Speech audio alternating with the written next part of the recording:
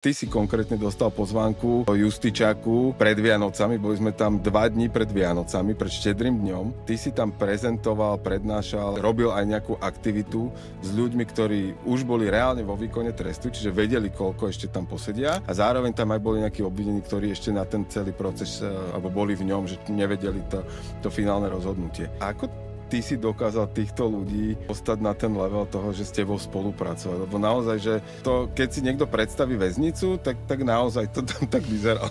Každý človek je človek. Každý človek má strach, má obavu, má túžbu, má sny, má život.